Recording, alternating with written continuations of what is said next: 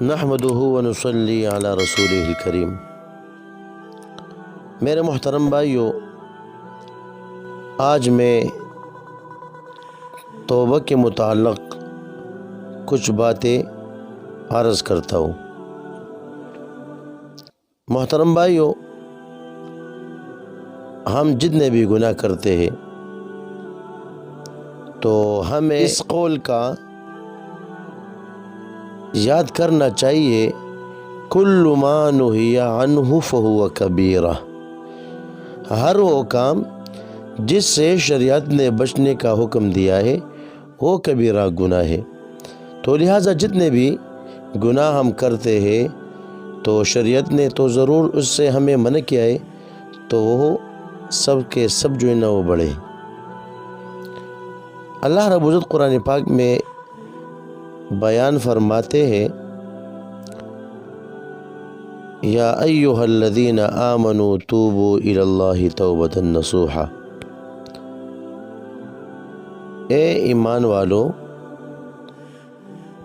آپ توبہ نکالے اللہ رب العزت کے دربار میں، توبۃ نصوحا، توبہ نصوحا۔ تو توبۃ نصوحا یہ کون سے توبہ کو کہتے ہیں؟ مفسرین لکھتے ہیں، تنزیہ الذنب عن القلب، دل سے گناہ کو مٹا دینا، اسے توبۃ النصوح کہتے ہیں۔ حسن بصری رحمہ اللہ فرماتے ہیں کہ توبۃ النصوح یہ ہے کہ تم گناہ سے توبہ کرنے کے بعد گناہ سے اتنی ہی نفرت کرنے لگو جس قدر تم کو اس سے پہلے اس گناہ کی رغبت تھی، اور جب گناہ کا خیال آئے تو اس سے بارگاہ خداوندی میں استغفار کرو۔ تفسیر مظہری میں موجود ہے کہ توبۃ النصوح 4 چیزوں کا مجموعہ ہے: زبان سے استغفار، اعضاء بدن کو گناہوں سے روکنا، دوبارہ گناہ نہ کرنے کا دل سے عہد کرنا، اور برے دوستوں کو چھوڑ دینا۔